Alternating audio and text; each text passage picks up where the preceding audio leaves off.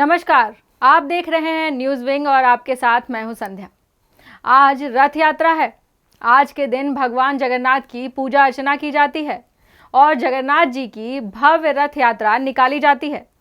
कौन है भगवान जगन्नाथ और कैसे शुरू हुई रथ यात्रा की परंपरा, आइए देखते हैं। हिंदू धर्म में त्रिदेवों में से एक भगवान विष्णु के अवतार श्री कृष्ण ही भगवान जगन्नाथ हैं। जगन्नाथ मंदिर ओडिशा राज्य के पुरी शहर में स्थित है, इसलिए इन्हें पुरी के भगवान जगन्नाथ के नाम से जाना जाता है।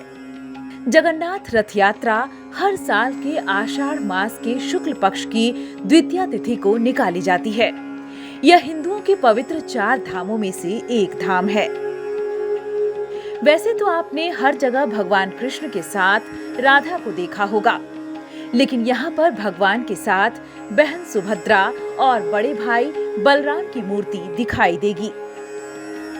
जगन्नाथ मंदिर ओडिशा राज्य के पुरी शहर में स्थित है। गंग वंश के मिले ताम्र पत्रों के मुताबिक मंदिर का निर्माण कलिंग राजा अनंत वर्मन चोडवंग देव ने शुरू करवाया। मंदिर के जगमोहन और विमान भाग का निर्माण 1078 से 1148 के दौरान हुआ। वर्तमान मंदिर का निर्माण राजा अनंग भीम ने सन 1197 ईस्वी में करवाया था। यह यात्रा पुरी के जगन्नाथ मंदिर से शुरू होता है, जिसमें भगवान जगन्नाथ यानी कृष्ण, बलभद्र यानी बलराम और सुभद्रा होती हैं। इस पर्व को लगातार 9 दिनों तक धूमधाम से मनाया जाता है। इस 9 दिनों में सभी की पूजा होती है। मान्यता है कि एक बार सुभद्रा ने द्वारिका भ्रमण की इच्छा अपने भाई श्री कृष्ण और बलराम के सामने रखी। दोनों भाइयों ने अलग अलग रथ में बैठकर बहन को द्वारिका भ्रमण कराया था। तब से रथ यात्रा की परंपरा शुरू हो गई। दुनिया के कोने कोने से लोग इस यात्रा में शामिल होने आते हैं।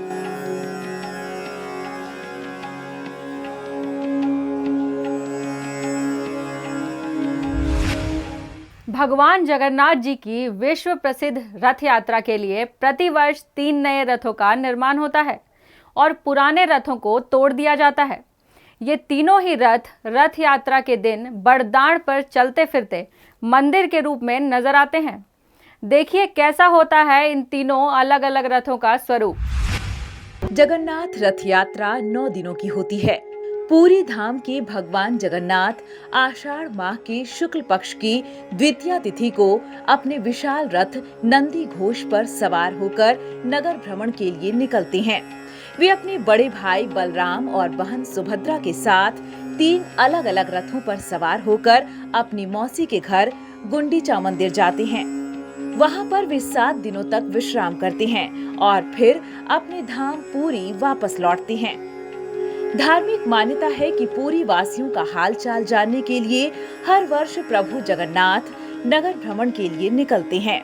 भगवान जगन्नाथ के नंदी घोष रथ बलराम और बहन सुभद्रा के रथों की कई विशेषताएं हैं। भगवान जगन्नाथ जी जिस रथ पर सवार होते हैं उसका नाम नंदी घोष है।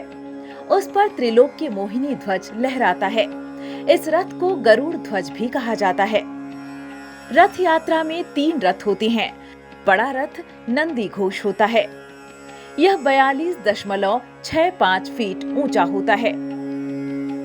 नंदी घोष रथ में 16 पहिए होते हैं। यह लाल और पीले रंग का होता है। इस रंग से रथ को दूर से ही पहचान सकते हैं कि इसमें भगवान जगन्नाथ जी सवार हैं। नंदी घोष के सारथी दारुक हैं, जो भगवान जगन्नाथ को नगर भ्रमण कराते हैं। हालांकि इन रथों को मोटे रस्सों की मदद से खींचा जाता है। भाई बलराम जी के रथ का नाम ताल ध्वज है। यह रथ 43.30 फीट ऊंचा होता है। यह जगन्नाथ जी के रथ से थोड़ा ही बड़ा होता है। यह रथ लाल और हरे रंग का होता है, जिसमें 14 पहिए लगे होते हैं। ताल ध्वज रथ के सारथी मातली हैं। दोनों भाइयों की छोटी बहन सुभद्रा जी दर्प दलन रथ पर सवार होती हैं। यह रथ दोनों भाइयों के रथों से छोटा होता है। इसकी ऊंचाई 42.32 फीट होती है। दर्प दलन रथ लाल और काले रंग का होता है। इसमें 12 पहिए लगे होते हैं। सुभद्रा जी के रथ के सारथी अर्जुन हैं।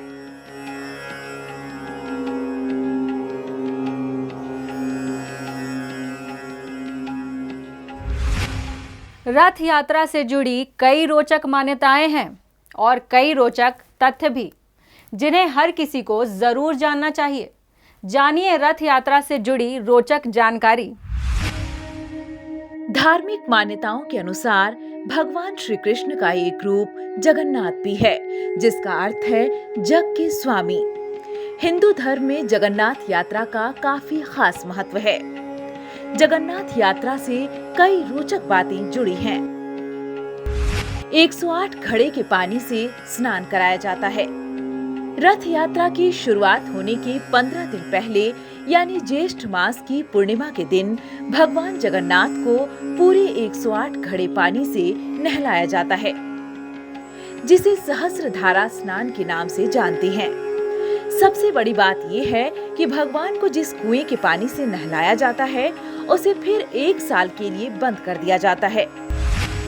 14 दिन का एकांतवास। धार्मिक मान्यताओं के अनुसार 108 घड़े ठंडे पानी से नहाने के बाद भगवान बीमार पड़ जाते हैं। ऐसे में वह 14 दिनों के लिए एकांतवास में चले जाते हैं। इस दौरान मंदिर के कपाट बंद कर दिए जाते हैं और भगवान की सेवा एक बच्चे की तरह की जाती है। तीनों के होते हैं अलग अलग रथ।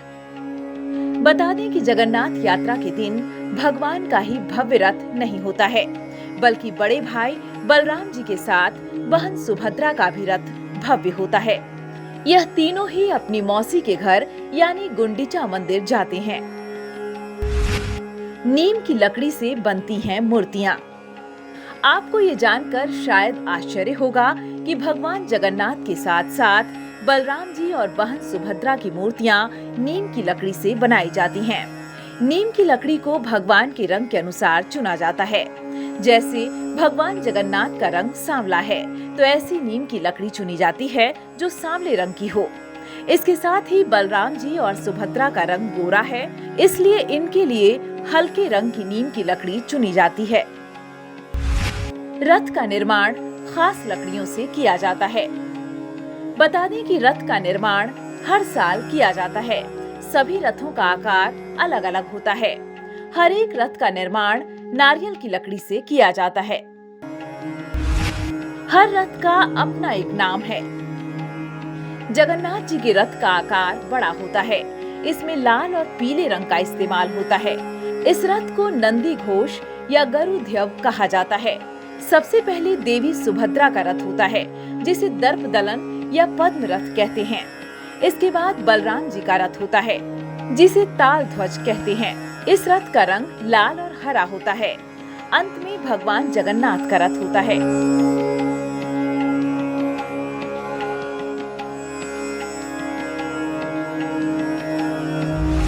भगवान जगन्नाथ का ये महापर्व आप सभी के लिए शुभ हो, मंगलकारी हो। इसी कामना के साथ न्यूज़ विंग की ओर से तमाम दर्शकों को हमारी ढेर सारी शुभकामनाएं। जय जगन्नाथ।